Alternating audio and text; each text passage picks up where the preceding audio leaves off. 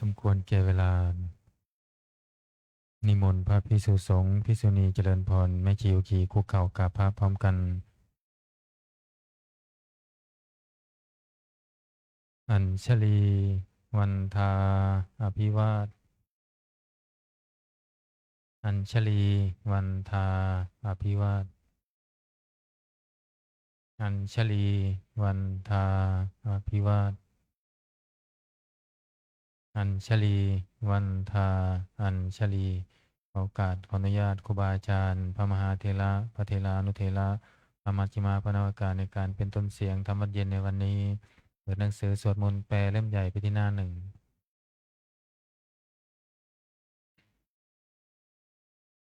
โยโสภะคะวาอะระหังสัมมาสัมพุทโธพระผู้มีพระภาคเจ้านั้นพระองค์ใดเป็นพระอรหันต์ดับเพลิงกิเลสเพลิงทุกข์สิ้นเชิงตรัสรู้ชอบได้โดยพระองค์เองสวากขาโตเยนะภะคะวะตาธัมโมพระ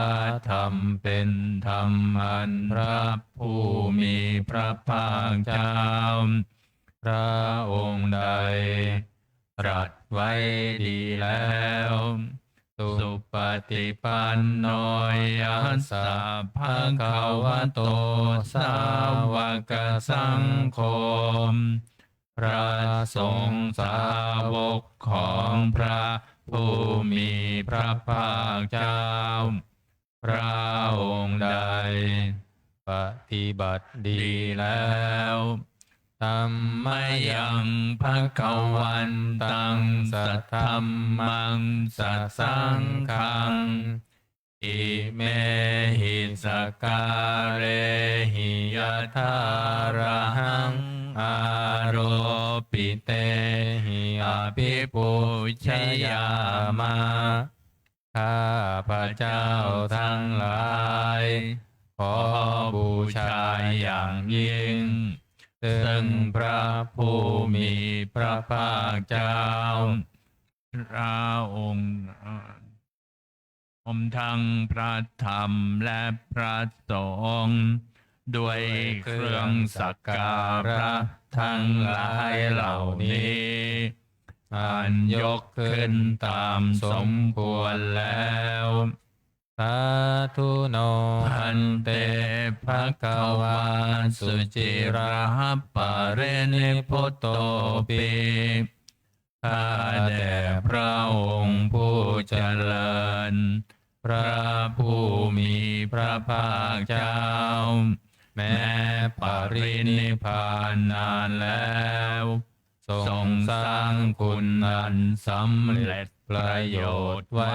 แก่ข้าพระเจ้าทั้งหลายปัจฉิมาชนตานุกรรมปมานาสาทรงมีพระหฤทัยอนุเคราะห์แก่พวกข้าพระเจ้าอันเป็นชนล้นหลังอิเมสการเลทุกขตปันนาการปุเตปฏิคันหาตุขอพระผู้มีพระภาคเจ้าจงรับเครื่องสักการะอันเป็นบรรณาการของคนยากทั้งหลายเหล่านี้อัมหากังทีคารตังหิตายาสุขายาเพื่อประโยชน์และความสุขแก่ข้าพระเจ้าทั้งหลายตลอดกาลนานเทินอะระหังสัมมาสัมพุทโธภะคะวาพระผู้มีพระภาคเจ้าเป็นพระอรหันต์ดับเพลิงกิเลสเพลิงทุกข์สิ้นเชิง ตรัสรู้ชอบได้โดยพระองค์เองพุทธังภคะวันตังอภิวาเทมิข้าพระเจ้าอภิวาทพระผู้มีพระภาคเจ้าผู้รู้ผู้ตื่นผู้เบิกบานสวากขาโตภะคะวะตาธัมโมพระธรรมเป็นธรรมที่พระผู้มีพระภาคเจ้าตรัสไว้ดีแล้วธัมมังนามัสสามิข้าพระเจ้านมัสการพระธรรมสุปฏิปันโนภะคะวะโตสาวกสังโฆพระสงฆ์สาวกของพระผู้มีพระภาคเจ้าปฏิบัติดีแล้วสังฆังนามามิข้าพระเจ้านอบน้อมพระสงฆ์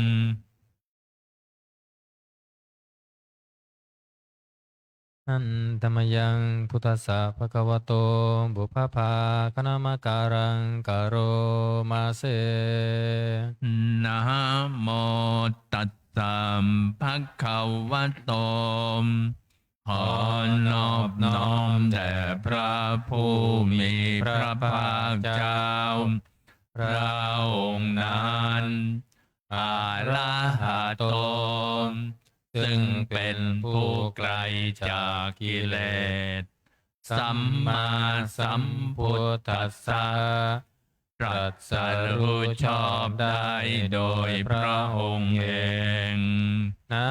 โมตัสสะภะคะวะโตขอ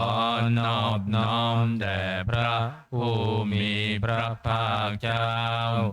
พระองค์นั้นอะระหะโต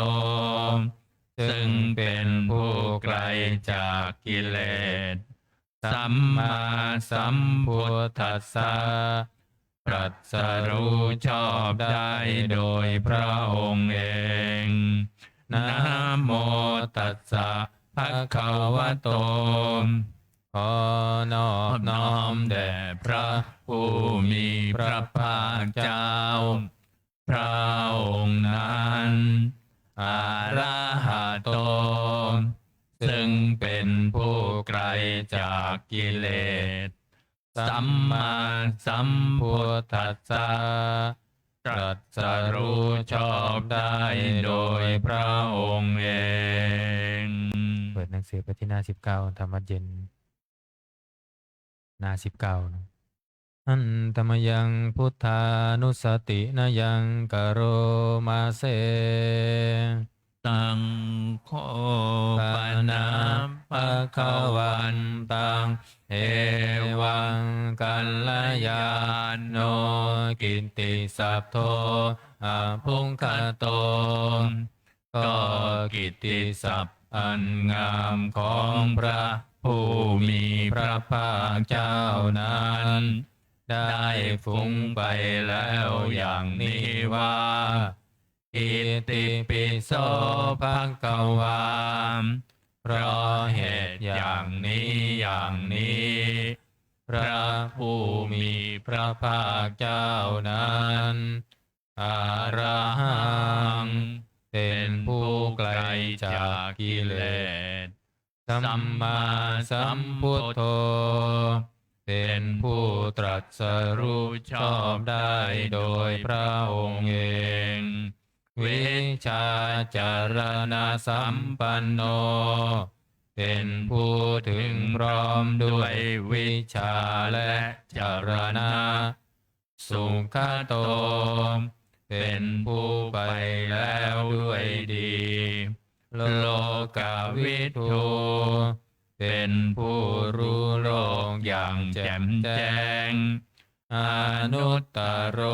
ปุริสธรรมสารถิ เป็นผู้สามารถฝึกบุรุษที่สมควรฝึกได้ อย่างไม่มีใคร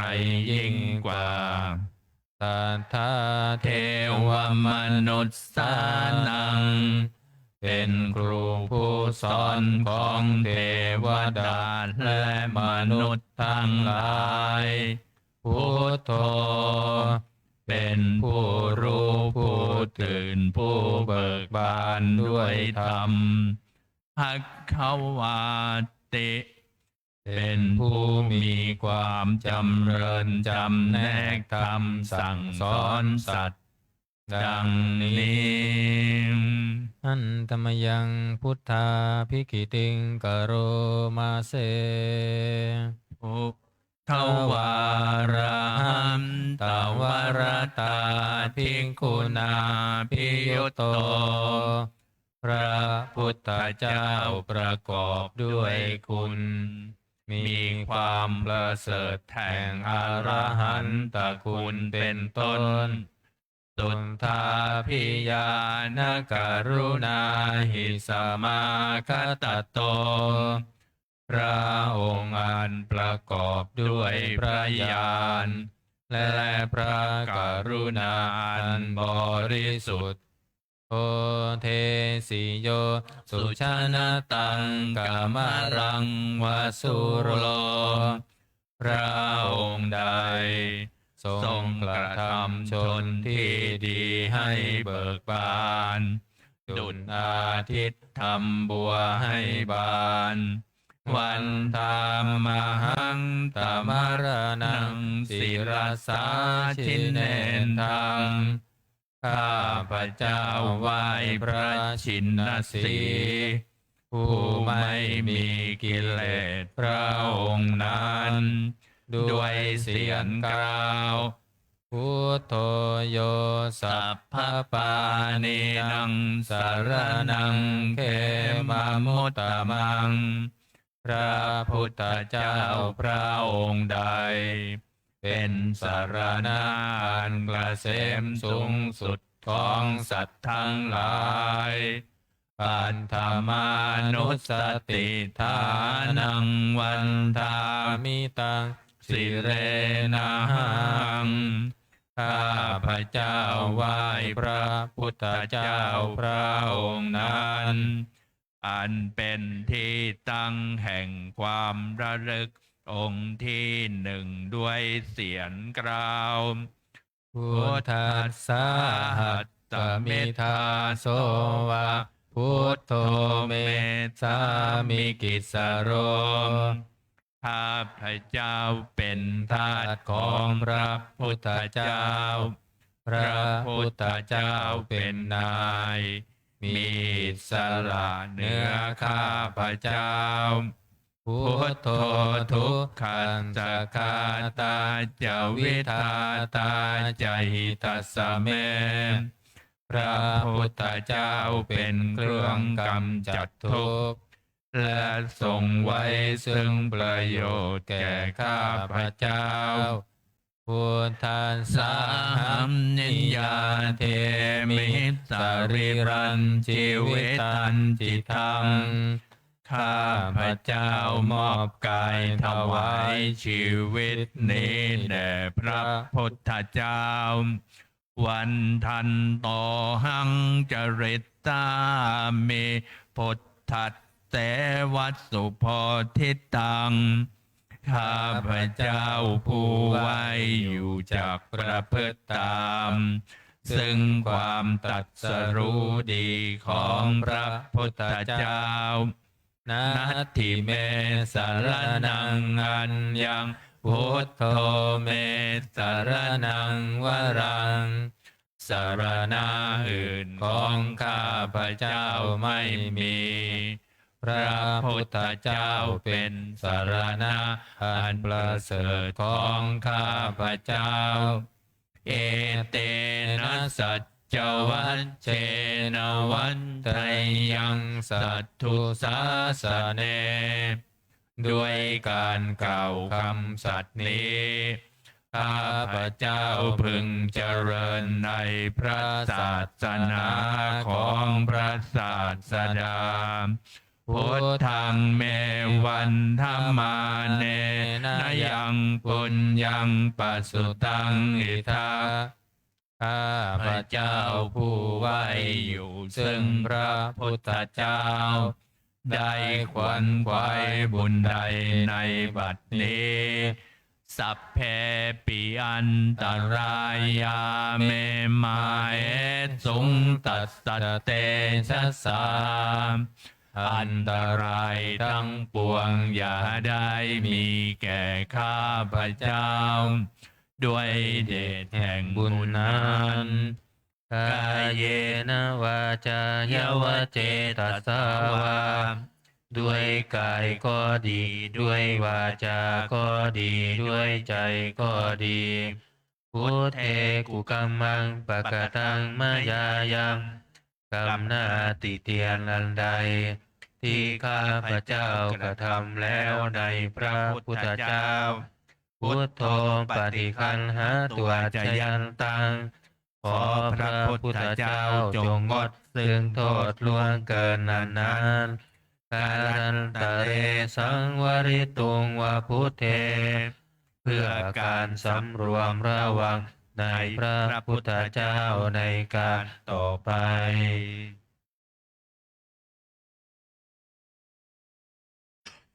อันธรรมยังธรรมานุสตินายังกโรมาเสโตอาคาโตภควตาธัมโมพระธรรมเป็นสิ่งที่พระผู้มีพระภาคเจ้าตรัสไว้ดีแล้วสันทิฏฐิโกเป็นสิ่งที่ผู้ศึกษาและปฏิบัติพึงเห็นได้ด้วยตนเองอากาลิโกเป็นสิ่งที่ปฏิบัติได้และให้ผลได้ไม่จำกัดการเอหิปัสสิโกเป็นสิ่งที่ควรกล่าวกับผู้อื่นว่าท่านจงมาดูเถิดโอปัญญิโกเป็นสิ่งที่ควรน้อมเข้ามาใส่ตัวปัญจตังเวทิตาโพวินโยหิติเป็นสิ่งที่ผู้รู้ก็รู้ได้เฉพาะตนดังนี้อันธรรมยังธรรมาภิกิติงกโรมาเสโสคาตตาทิคุณายโยขวเสนัสยโยมพระธรรมเป็นสิ่งที่ประเสริฐเพราะประกอบด้วยคุณคือความที่พระผู้มีพระภาคเจ้าตรัสไว้ดีแล้วเป็นต้นโยมัคคปากัปปริยัตติวิโมกขเพโทเป็นธรรมันจำแนกเป็นมรรคผลปริยัติและนิพพานธัมโมกุโรกัปปตนากัตถัทธาริธาเรเป็นธรรมทรงไว้ซึ่งผู้ทรงธรรมจากการตกไปสู่โลกที่ชั่ววันธามหังตมหารังวรธรรมเมตังข้าพระเจ้าไหว้พระธรรมอันประเสริฐนั้นอันเป็นเครื่องกำจัดเสียซึ่งความมืดธัมโมโยสัพพปานินังสารนังเขมมมุตตมังพระธรรมใดเป็นสารณะอันเกษมสูงสุดของสัตว์ทั้งหลายทุติยานุสติฐานังวันธามิตังสิเรนังข้าพระเจ้าไหว้พระธรรมนั้นอันเป็นที่ตั้งแห่งความระลึกองค์ที่สอง ด้วยเสียงกล่าวธรรมัสสาหัสสมิทาโสวัตธัมโมเมสามิกิสโร เป็นทาสของพระธรรม พระธรรมเป็นนาย มีอิสระเหนือข้าพเจ้าธรรมโมทุกขัตตคาตาจาวิทาตาจาหิตัสสะเม พระธรรมเป็นเครื่องกำจัดทุกข์ และทรงไว้ซึ่งประโยชน์แก่ข้าพเจ้า ธรรมัสสาหังนิยาเทมิสริรันชีวิตันจิตังข้าพเจ้ามอบกายถวายชีวิตนี้แด่พระธรรม วันทันโตหังจริสามิธรรมัสเสวสุธรรมตังข้าพเจ้าผู้ไว้อยู่จากประพฤติตามซึ่งความเป็นธรรมดีของพระธรรมนาติเมสรนังอัญญังธัมโมเมสรนังวรังสรณะอื่นของข้าพเจ้าไม่มีพระธรรมเป็นสรณะอันประเสริฐของข้าพเจ้าเอเตนะสัจจวัชเชนวัฏไทยังสัทธุสาสเนด้วยการกล่าวคำสัตย์นี้ข้าพเจ้าพึงเจริญในพระศาสนาของพระศาสดาธัมมังเมวันธัมมาเนนายังปุญญังปัสสุตังอิทาข้าพเจ้าผู้ไว้อยู่ซึ่งพระธรรมได้ขวัญไขวบุญใดในบัดนี้สัพเพปิอันตรายาเมมาเอสุงตัสสะเตชัสสาอันตรายทั้งปวงอย่าได้มีแก่ข้าพเจ้าด้วยเดชแห่งบุญนั้นกายเยนะวาจายาวเจตสาวาด้วยกายก็ดีด้วยวาจาก็ดีด้วยใจก็ดีธรรมเมกุกัมมังปะกะตังมยายังกำหน้าติเตียนอันใดที่ข้าพเจ้ากระทำแล้วในพระธรรมธัมโมปฏิคันหตุอาจยันตัง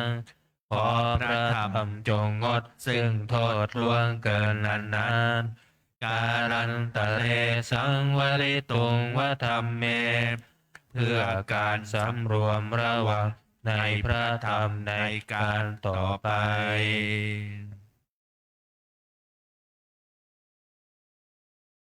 อันธรรมยังสังขานุสตินายังกโรมาเสสุปฏิปันโนภะคะวะโตสาวกสังโฆสงฆ์สาวกของพระผู้มีพระภาคเจ้าปฏิบัติดีแล้วอุชุปฏิปันโนภะคะวะโตสาวกสังโฆสงฆ์สาวกของพระผู้มีพระภาคเจ้าปฏิบัติตรงแล้วยายะปฏิปันโนภะคะวะโตสาวกสังโฆสงฆ์สาวกของพระผู้มีพระภาคเจ้าปฏิบัติเพื่อรู้ธรรมเป็นเครื่องออกจากทุกข์แล้วสามีติปฏิปันโนภะคะวะโตสาวกสังโฆสงฆ์สาวกของพระผู้มีพระภาคเจ้าปฏิบัติสมควรแล้วยะทิทังได้แก่บุคคลเหล่านี้คือ จัตตาริปุริสยุคานิอันทปุริสปุคลาผู้แห่งบุรุษสี่คู่นับเรียงตัวบุรุษได้8บุรุษเอสาภะคะวะโตสาวกสังโฆนั่นแหละสงฆ์สาวกของพระผู้มีพระภาคเจ้าอาหุนายโยเป็นสงควรแก่สักการะที่เขานำมาบูชาอาหุนายโยเป็นสงควรแก่สักการะที่เขาจัดไว้ต้อนรับทักขินายโยเป็นผู้ควรรับทักษิณาทานอัญชลีการณิโยเป็นผู้ที่บุคคลทั่วไปควรทำอัญชลีอนุตตรังปุญญเขตังโลกัสสาติเป็นเนื้อนาบุญของโลกไม่มีนาบุญอื่นยิ่งกว่าดังนี้อันธรรมยังสังฆาภิกิติงกโรมาเสสัทธรรมโชสุปฏิปติคุณาภิยโตพระสงฆ์ที่เกิดโดยพระสัทธรรมประกอบด้วยคุณมีความปฏิบัติดีเป็นต้นโยธรรมพิโทอริยบุคคลสังฆเศรษโธเป็นหมู่แห่งพระอริยบุคคลอันประเสริฐ8จำพวกศีลาทิธรรมปวาราสยกายจิตโตมีกายและจิตอานาศัยธรรมมีศีลเป็นต้นอันบวรวันธามหังตามริยานักขนังสุทังข้าพระเจ้าไหว้หมู่แห่งพระอริยเจ้าเหล่านั้นอันบริสุทธิ์ด้วยดีสังโฆโยสัพพปานินังสารนังเขมมุตตมังพระสงฆ์หมู่ใดเป็นสารณะอันเกษมสูงสุดของสัตว์ทั้งหลายตติยานุสติฐานังวันทามิตังสิเรนังข้าพระเจ้าไหว้พระสงฆ์หมู่นั้นอันเป็นที่ตั้งแห่งความระลึกองค์ที่3ด้วยเสียงกล่าวสังฆัสสาหัสสมิทาโสวะสังโฆเมสามิกิสโรข้าพระเจ้าเป็นทาสของพระสงฆ์พระสงฆ์เป็นนายมีสระเหนือข้าพระเจ้าสังโฆทุกขันสกาตาจาวิทาตาจาหิตัสสะเมพระสงฆ์เป็นเครื่องกำจัดทุกข์และทรงไว้ซึ่งประโยชน์แก่ข้าพระเจ้าสังฆัสสาหังนิยาเทมิสรีรันชีวิตันจิตังข้าพระเจ้ามอบกายถวายชีวิตนี้แด่พระสงฆ์วันทันโตหังจริสามิสังคัสโสปฏิปันนตังข้าพระเจ้าผู้ไหวอยู่จากประพฤติตามซึ่งความปฏิบัติดีของพระสงฆ์นัตติเมสารนังอัญญังสังโฆเมสารนังวรังสารณะอื่นของข้าพระเจ้าไม่มี พระสงฆ์เป็นสรณะอันประเสริฐของข้าพเจ้าเตนะสัจจวัชเชนวัจจยังสัทธุสาสเนด้วยการกล่าวคำสัตย์นี้ข้าพเจ้าพึงเจริญในพระศาสนาของพระศาสดาสังฆังเมวันตมาเนนยังปุญญังปัสสุตังอิทาข้าพเจ้าผู้ไว้อยู่ซึ่งพระสงฆ์ได้ขวัญขวายบุญใด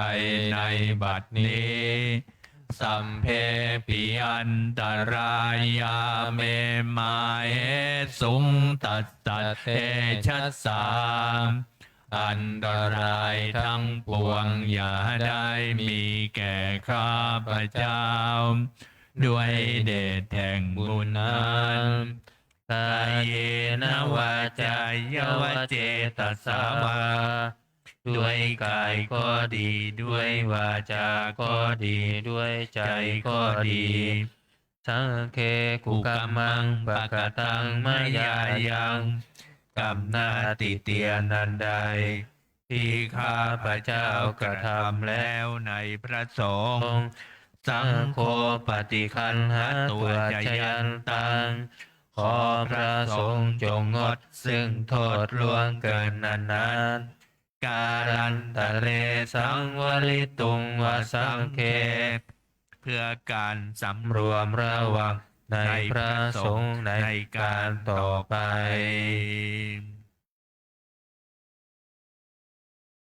เปิดหนังสือไปที่หน้า38นะโอวาทปาติโมกข์หน้า38อันตมยังโอวาทปาติโมกขคาทายโยพนามาเสสัพพปา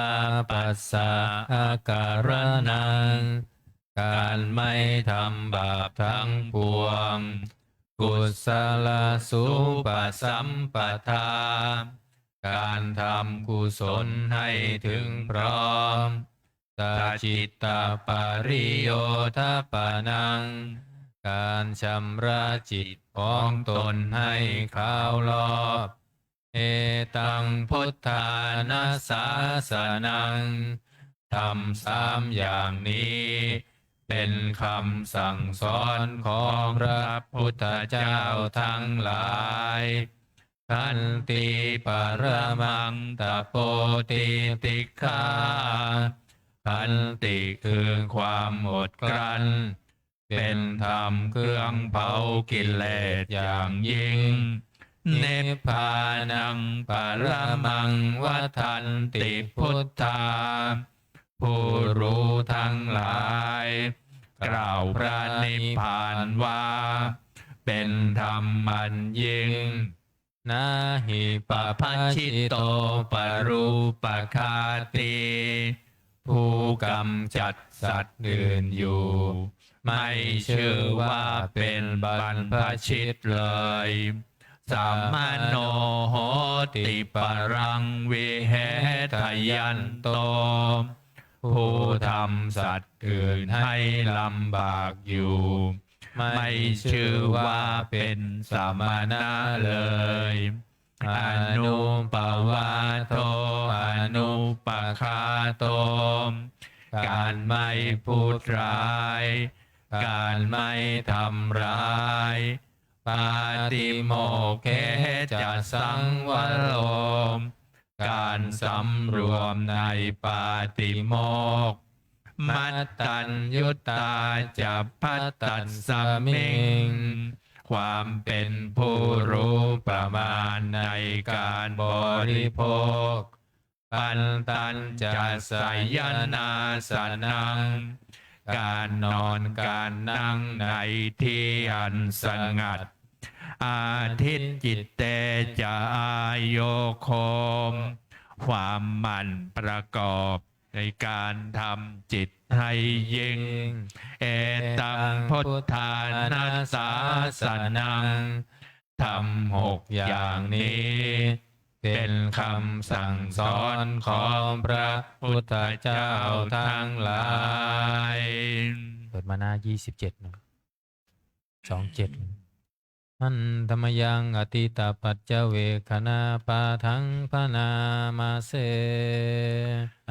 ชัมมยาปัญจเวคิตวายังจีวรังปาริพุตตังจีวรใดอันเรานุ่งห่มแล้ว ไม่ทันพิจารณาในวันนี้ตังยาววัตเทวัตติตัสสะปฏิฆาตายาจีวรนั้นเรานุ่งห่มแล้ว เพียงเพื่อบำบัดความหนาวอุณหัสสะปฏิฆาตายาเพื่อบำบัดความร้อนดังสมกัสสวาตาตปัสสิริงสัมปัสสัมผัสสานังปฏิฆาตายาเพื่อบำบัดสัมผัสอันเกิดจากเหลือบยุงลมแดดและสัตว์เลื้อยคลานทั้งหลายยาวะเทวาหิริโกปินาปฏิชาธนาทัง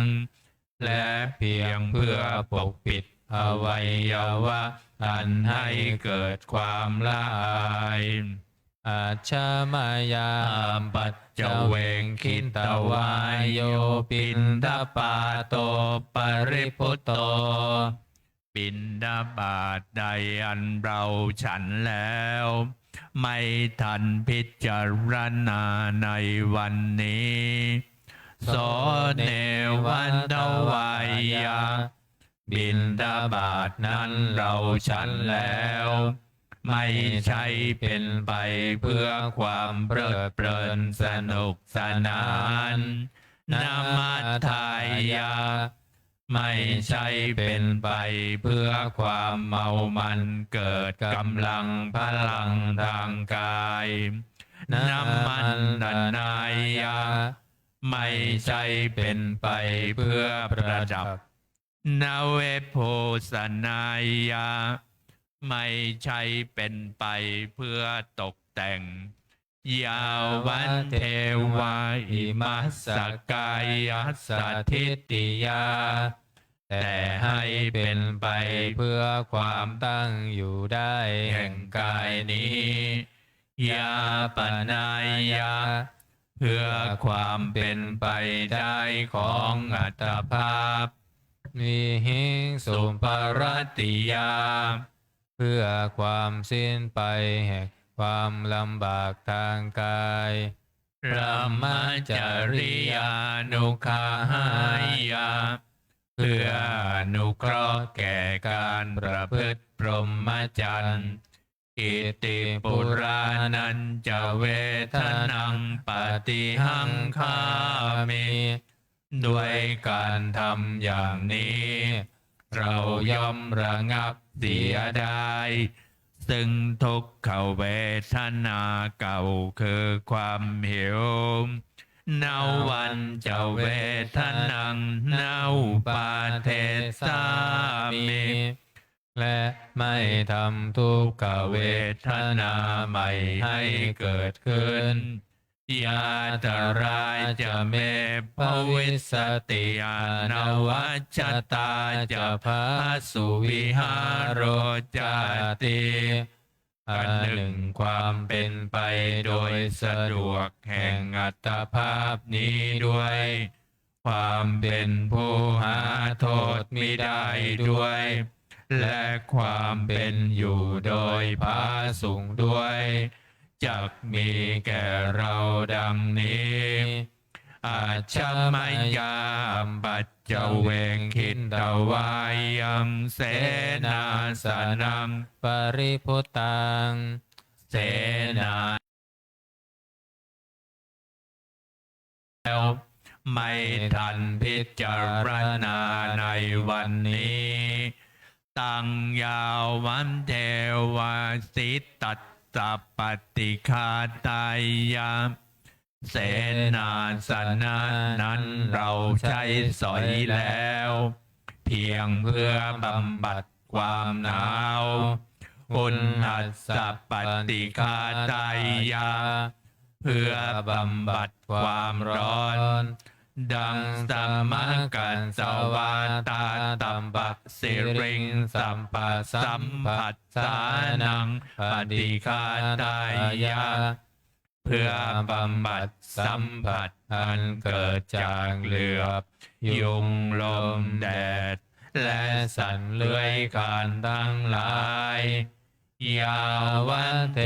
วาอุตุปริสสยามวิโน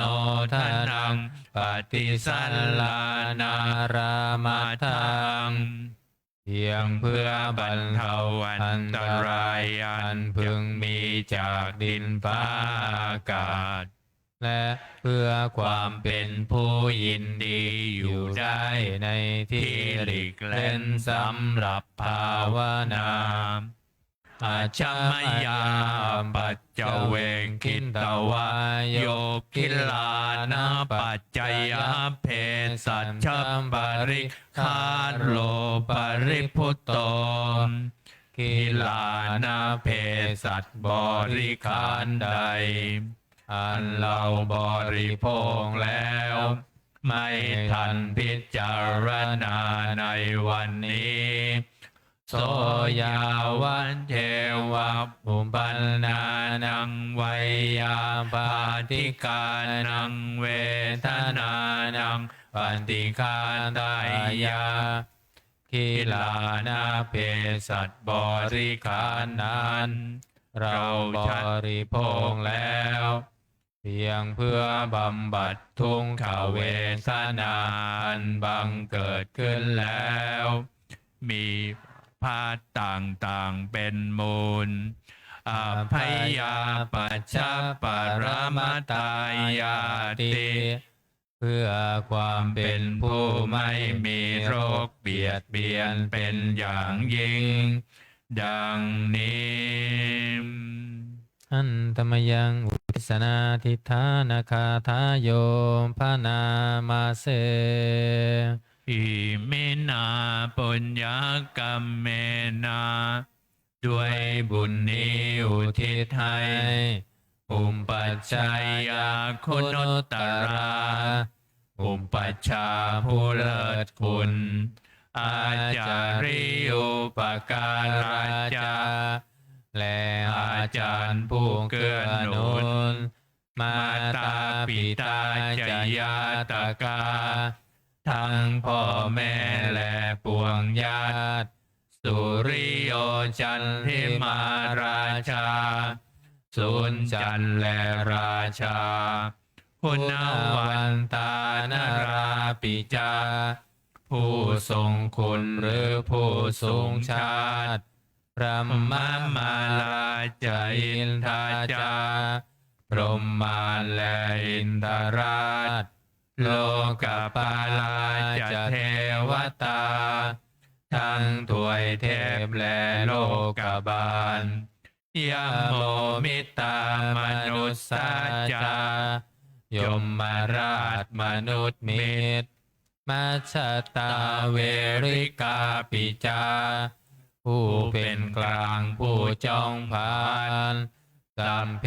สัตตาสุขีอนตุขอให้เป็นสุขสารทุกทั่วหน้าอย่าทุกข์ทนปุญญานิปกตานิเมบุญผองที่ข้าทำจงช่วยอำนวยสุภผลสุขังจติวิทังเทนตุให้สุขสามอย่างล้นหิมปังปาเปทาโวมะตังให้รู้ถึงนิพพานพรันอิมินาปุญญกรรมเมนาด้วยบุญนี้ที่เราทำอิมินาอุทิศเสนาจาและอุทิศให้ปวงสัตว์ขิปปาหังสุลเพเจวาเราพันได้ซึ่งการตัด ปาทานเชทนังตัวตัณหาอุปาทานเยสันตาเนหินาธรรมาสิ่งชั่วในดวงใจยาวานิพพานโตมะมังกว่าเราจะถึงนิพพานนัสสันตุสัพพทาเยวามาลายสิ้นจากสันดานยัตถาชาโตภเวภเวทุงพรหมที่เราเกิดอุชุติตังสติปัญญามีจิตตรงและสติทั้งปัญญาประเสริฐสันเลโควิริยมหินาพร้อมทั้งความเพียรเลิศเป็นเครื่องขูดกิเลสหายมาลาลพันตุโนกาสังโอกาสอย่าพึงมีแก่หมู่มารสิ้นทั้งหลายกาตุนจะวิริเยสุเมเป็นช่องประทุษร้ายทำลายล้างความเพียรจมพุทธาทิปวันโรนาโทพระพุทธผู้บวรนาถธรรมโมนาโทวรุตตโมพระธรรมที่พึงอุดมนาโทปัจเจกพุทโธจาพระปัจเจกพุทธสมสังโฆนาโทตโรมะมัง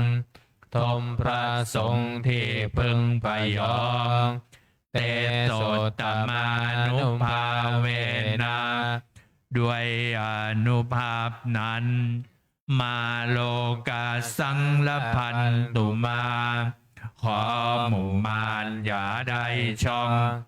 ทัสสะปุญญานุภาเวนะด้วยเดชบุญทั้ง10ปางมาโลกาสังละพันตุมาอย่าเปิดโอกาสแก่มารเถิดวันเสาร์ถวายพรพระเปิดหนังสือมนต์พิธีเล่มเหลืองไปที่หน้า228 128นะโมตัสสะภะคะวะโตอะระหะโตสัมมาสัมพุทธัสสะนะโมตัสสะภะคะวะโตอะระหะโตสัมมาสัมพุทธัสสะนะโมตัสสะภะคะวะโตอะระหะโตสัมมาสัมพุทธัสสะอิติปิโสภะคะวะอะระหังสัมมาสัมพุทโธวิชาจารณะสัมปันโนสุขโตโลกวิทูอนุตตโรปุริสัทธัมมาสารันติสัทธาเทวมนุษย์สานังพุทโธภควาติสวาคาโตภควตาธัมโมสันทิติโกอาการิโกเอหิปัสสิโกองค์ปัญญิโกปัจจันตังเวทิตัมโพวินโยเหติส สุปฏิปันโนภะคะวะโตสาวกสังโฆอุชุปฏิปันโนภะคะวะโตสาวกสังโฆยายาปฏิปันโนภะคะวะโตสาวกสังโฆสามีจิปฏิปันโนภะคะวะโตสาวกสังโฆยะติทังจัตตาริปุริสยุคานิอันทปุริสปุงคลาเอสัมภะคะวะโตสาวกสังโฆอาหุนายโยปาหุนายโยทักขินายโยอัญชาริการณิโยอนุตตรังปุญญเขตังโลกัสสาติพา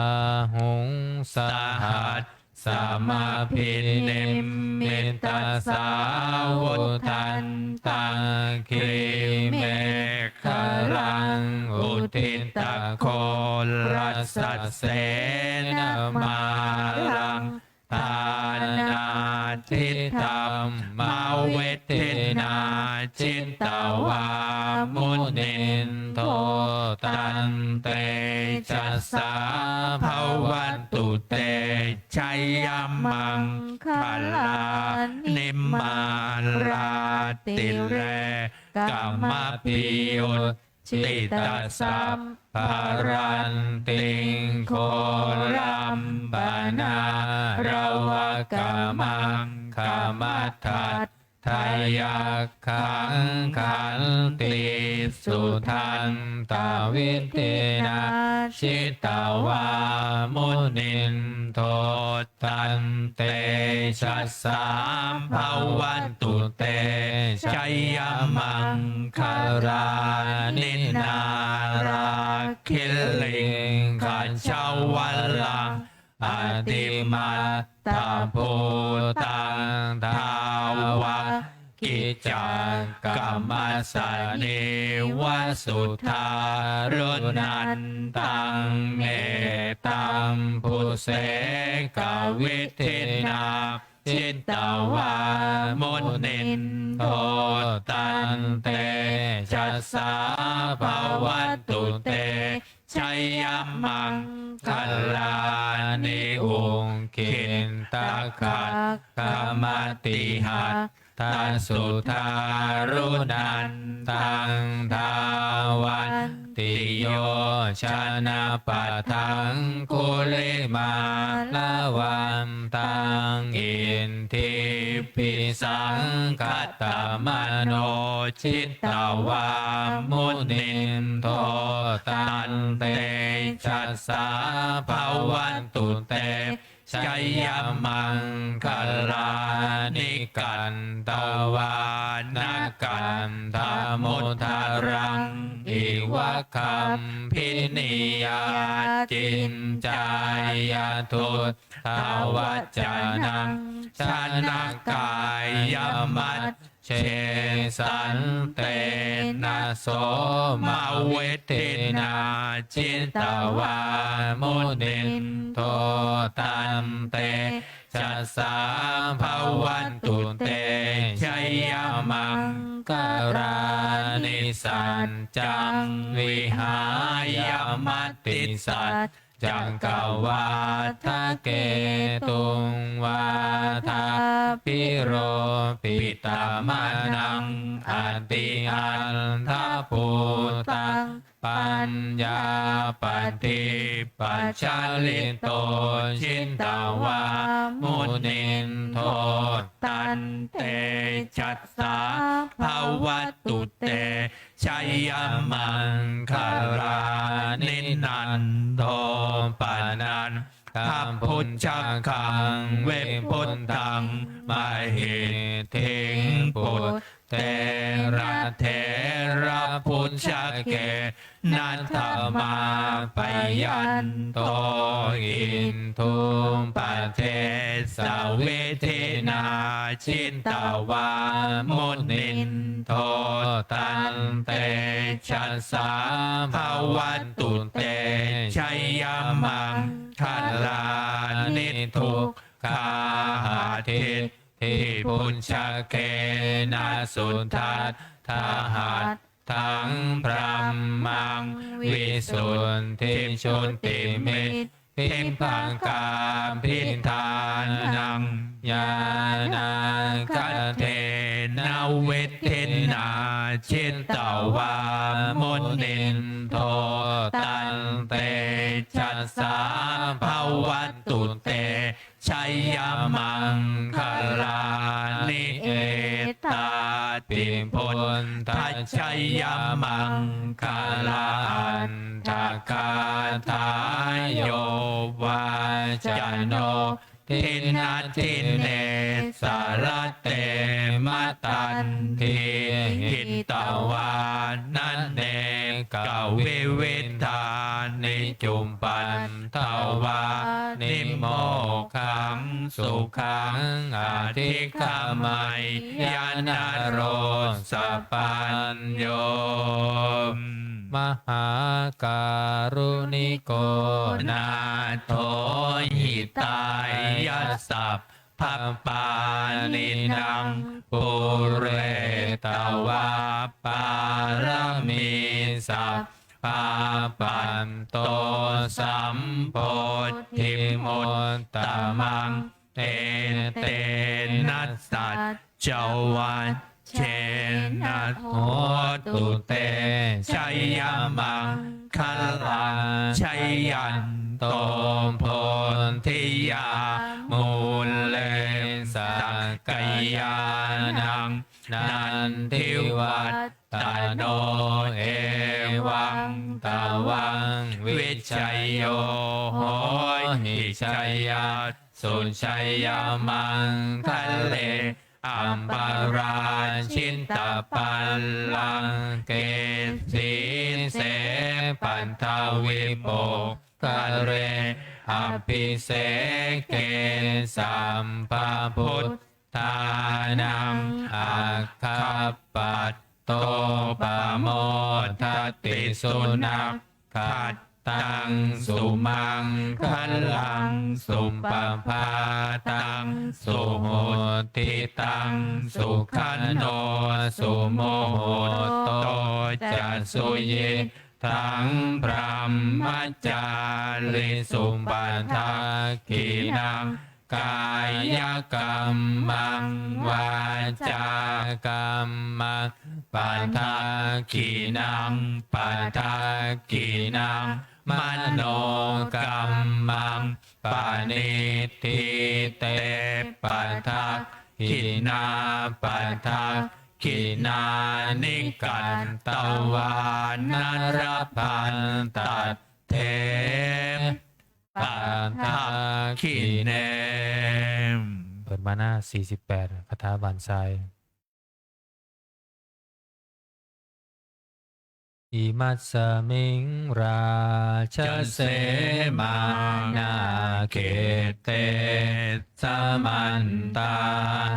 สัตตโยชนะสัตตสหัสสานิพุนทาชา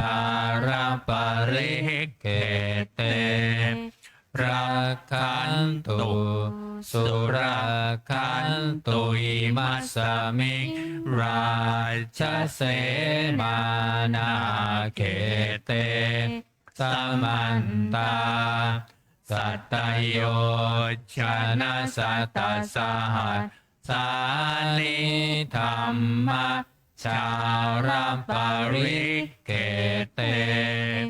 รักขันตุสุรักขันตุอิมัสสมิงราชเสมานาเขเตสมันตาสัตตโยชนะสัตตสหัสส สานิปัจเจกพุทธปจารปริเขเตรักขันตุสุรักขันตุอิมัสสมิงราชเสมานาเขเตสมันตาสัตตโยชนะสัตตสหัสสานิสังฆาจารปริเขเตรักขันตุสุรักขันตุบุรพารัสมิงพระพุทธคุณังบุรพารัสมิงพระธรรมเมตตังบุรพารัสมิงพระสังฆานังทุกขโรคพยังวิวันชัยเยสัมภทุกข์สัมภโศกสัมภโรคสัพพภัยสัพพเคราะห์เสนียดจันไรวิวันชัยเยสัมภาทานังสัมภาลาภังภาวันตุเมรักขันตุสุรักขันตุ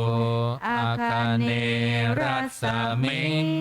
พระพุทธังคุณังอาคเนรัสมิงพระธรรมเมตตังอาคเนรัสมิงพระสังฆานังทุกขโร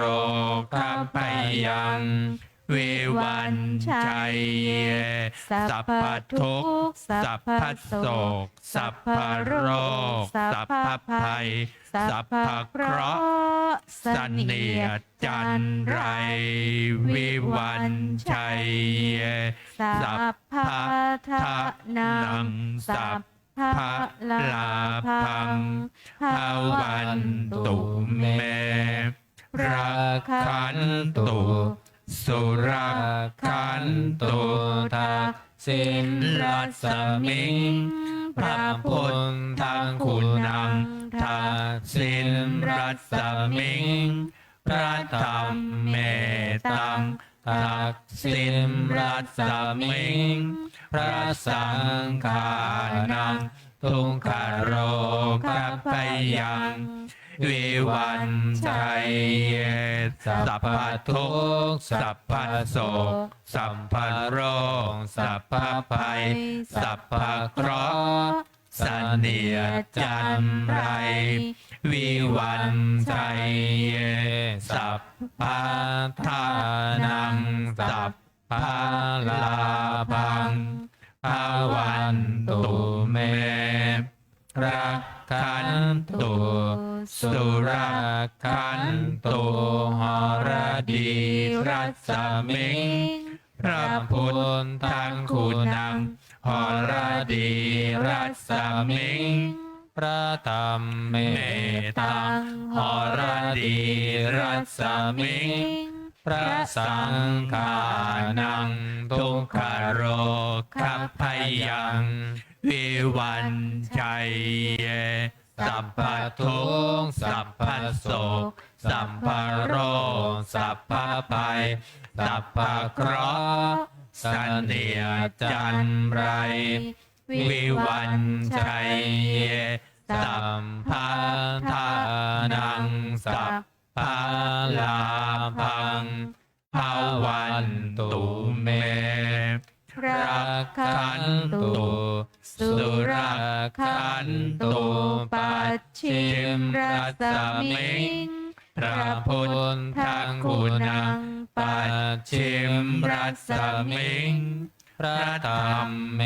ตตังปัจฉิมรัสมิงพระสังฆานัง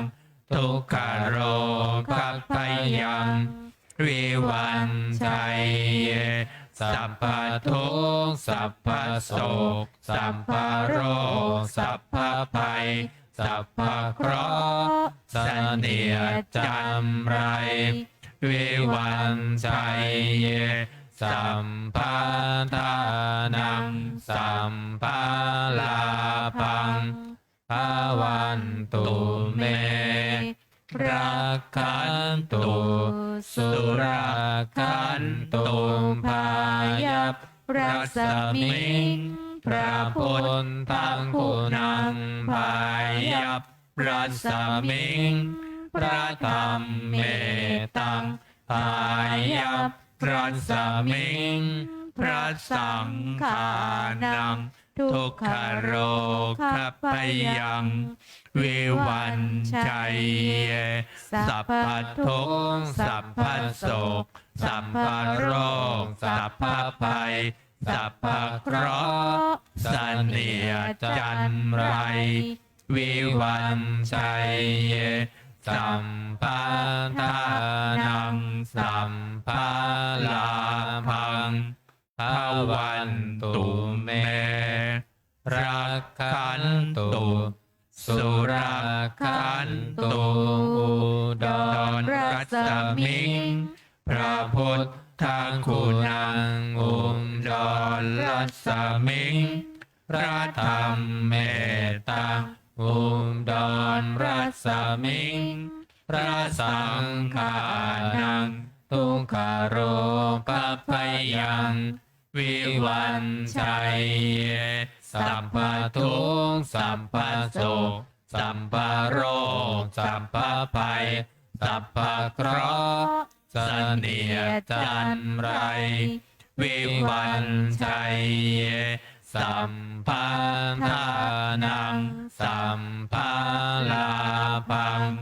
ภาวันตุเมรักขันตุ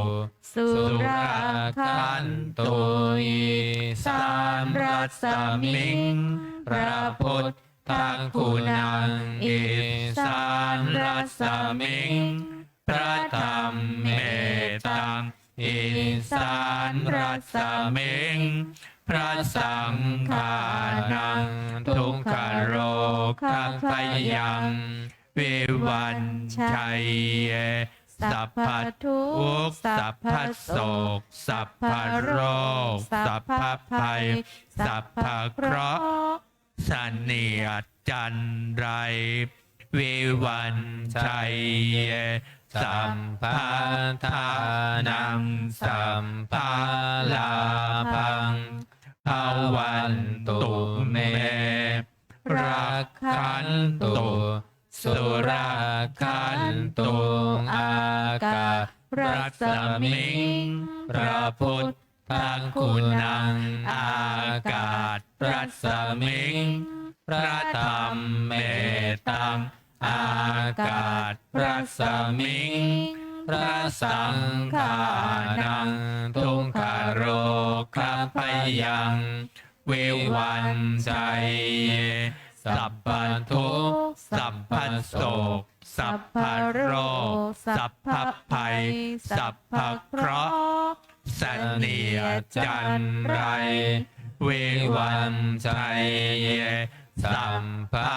ทานังสัมภาลาภังภาวันตุเมรักขันตุสุราคันตุปันทวีรัสมิงพระพุทธังคุณังปันทวีรัสมิงพระธรรมเมตังปันทวีรัสมิงพระสังฆานังทุกขโรคพยังวิวันชัยเยสัพพทุกข์สัพพโศกสัพพโรคสัพพภัยสัพพเคราะห์สันเนียจันไรวิวันชัยเยสัมปทานังสัมภาลาภังภาวันตุเมรักขันตุสุราคันตุอิมัสสมิงมงคลจักรวาลทั้งแปดทิศประสิท ทิจงมาเป็นกำแพงแก้วทั้งเจ็ดชั้นมาป้องกันห้อมล้อมรอบขอบทั่วอนันตาราชเส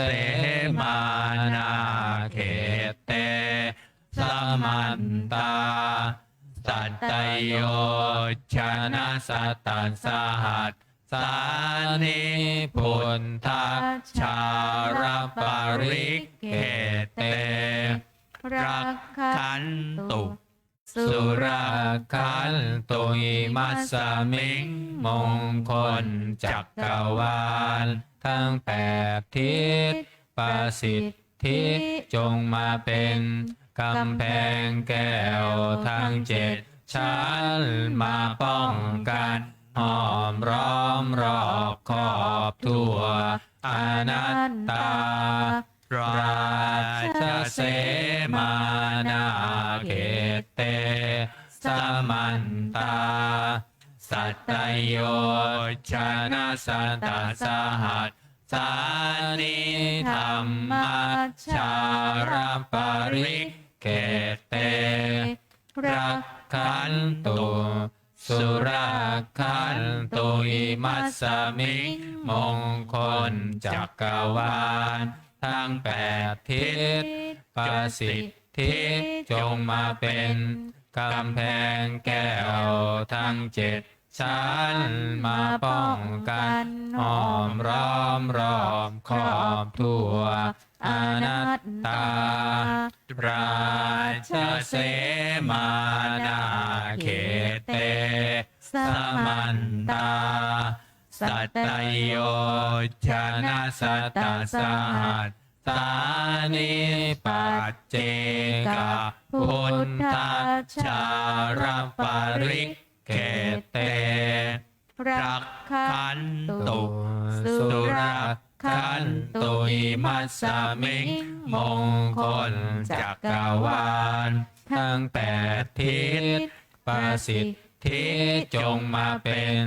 กำแพงแก้วทั้งเจ็ดชั้นมาป้องกันห้อมล้อมรอบขอบทั่วอนัตตาราชเสมานาเขตเตสมันตาสัตตโยชนะสัตตสหัสสานิสังฆาชารปาริกเขตเตรักขันตุสุรักขันตุภวันตุสัพพมังคารังรักขันตุสัมภเทวตาสัมภพุทธานุภาเวนัสสัทธาโสทิภวันตุเตภวัตุสัพพมังคารังรักขันตุสัพพเทวตาสัพพธรรมานุภาเวนัสสัทธาโสทิภวันตุเตภวันตุสัพพมังคารังรักขันตุสัมภเทวตาสัพพสังฆานุอาเวนัสสัทธาโสทิภาวันตุเตการทำบัญญัติก็จบไปที่นี้นะครับลำดับต่อไปจะได้เจริญจิตตภาวนาทำสมาธิสักครู่แล้วแผ่เมตตาพร้อมกัน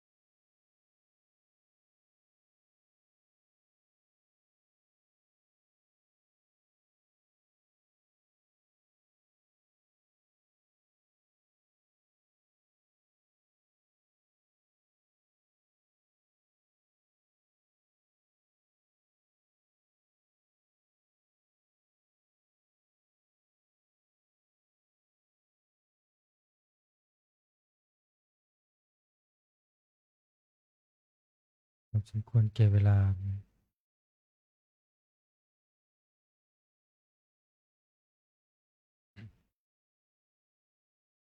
นิมนต์พระภิกษุสงฆ์เจริญพรแม่ชีโยคีเตรียมตัวกรวดน้ำแผ่เมตตาพร้อมกัน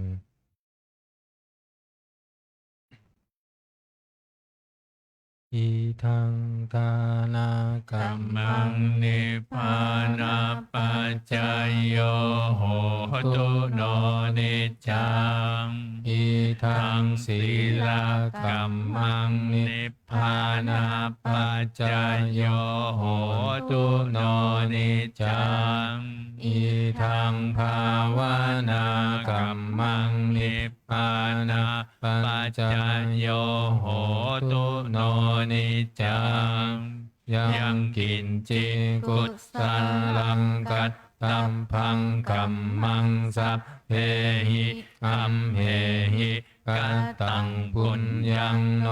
อา อา นุ นุ โม โม ทั ทั น น ตุ ตุ สุ สุ นั นั น น ตุ ตุ ป ป น น โต โต เย เย เท เท วะ วะ อั อั ส ส สา สา มิ มิ ง ง คา คา เน เน อา อา ติ ติ กาก า ตา ตา ทิ ทิ คา คา ยุ ยุ กะ กะ สั สั ท ท ธา ธา โห โห น น ตุ ตุ สั สั ม ม เพ เพ สั สั น น ตา ตา สุ สุ ขี ขี อั อั ต ต ตา ตา นั นั ง ง ปา ปา ริ ริ หา หา รั รั น น ตุ ตุ มา มา ตา ตา ปิ ปิ ตา ตา สุ สุ ขิ ขิ ตา ตา โห โห น น ตุ ตุ ทุ ทุ ก ก ขา ขา ปา ปา มุ มุ น น จั จั น น ตุ ตุ สั สั พ พ เพ เพ ยาย า ตา ตาก าก า สุ สุ ขิ ขิ ตา ตา โห โห น น ตุ ตุ ทุ ทุ ก ก ขา ขา ปา ปา มุ มุ น น จั จั น น ตุ ตุ สั สั ม ม เพ เพ อา อาายยา ตา ตาก า า สุ สุ ขิ ขิ ตา ตา โห โห น น ตุ ตุ ทุกขาปามุนจันตุสัมเพปิสาสัมเพยังขาสัมเพเปตาสุขิตาโหนตุทุกขาปามุนจันตุสัมเพนักขัตตาสุขิตาโหนตุทุกขาปามุนจันตุสัมเพเทวาสุขิตาโหนตุทุกขาปามุนจันตุสัมเพอาจาริยุปัจจายาสุขิตาโหนตุทุกขาปามุนจันตุสัมภะสัมบันติโยสามิชันตุโวกุข่าววันตาหลวงพร้อมกันวันทามิพุทธังสัพพะเมวะโทสังฆามัตถะเมพันเตวันทามิธัมมังสัมภะเมวะโทสังฆามัตถะเมพันเตวันทามิสังฆังสัพพะเมวะโทสังฆามัตถะเมพันเตวันทามิการุอุมปัญชาอาจาริเยสัมภะเมวะโตสังฆามัตถะเมพันเตวันทามิกัมมัตถานังสัพพะเมวะโตสังฆามัตถะเมพันเตวันทามิอาราเมพันทัสสีมังสัมภะเมวะโตสังฆามัตถะเมพันเตวันทามิเจติยังสัพพังสัพพัทธาเนสุปฏิทิตาสารีรันตาตุมหาโพธิพุทธารูปังสักกาลังสัทธานาคาโลเกเทวาโลเกพรหมโลเกชัมพุทิเปลังกาทิเปสารีรัตถาตุโยเกสาธาตุโยอาระหันตาธาตุโยเจติยังคันธาคุทิจตุราสิติสหัสเสธรรมะคันเทสัพเพสัมปาทะเจติยังอาหังวันทามิสัพพะโสอัญชลีวันทาอภิวาทอัญชลีวันทาอภิวาทอัญชลีวันทาอภิวาท อัญชลีวันทาอัญชลีก้มหมอบวันทาน้อยพร้อมกันสาธุวันทามิพันเตสัพพังอปาราทังธรรมะทาเมพันเตมายากตังปุญญาสามินาอนุโมทิตาพังสามินากตังปุญญังไมหังทาตาพังสาธุสาธุอนุโมทามิอัญชลีวันทาอภิวาทอัญชลีวันทาอภิวาทอัญชลีวันทาอภิวาทอัญชลีวันทาอัญชลีกราบลาพระรัตนตรัยพร้อมกันอะระหังสัมมาสัมพุทโธภะคะวาพุทธังภะคะวันตังอภิวาเทมิสวากขาโตภะคะวะตาธัมโมธัมมังนามัสสามิสุปฏิปันโนภะคะวะโตสาวกสังโฆสังฆังนามามิ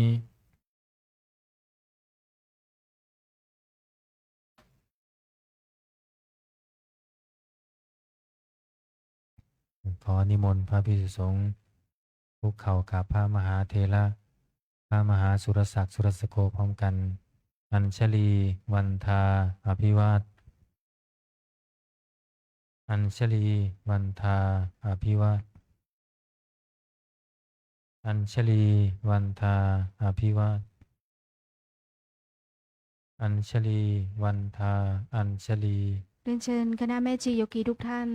น้อมกราบพระอาจารย์ พระมหาสุรศักดิ์สุรสโกพร้อมกันค่ะ อัญชลี วันทาอภิวาทอัญชลี วันทาอภิวาทอัญชลี วันทาอภิวาทอัญชลี วันทาอัญชลี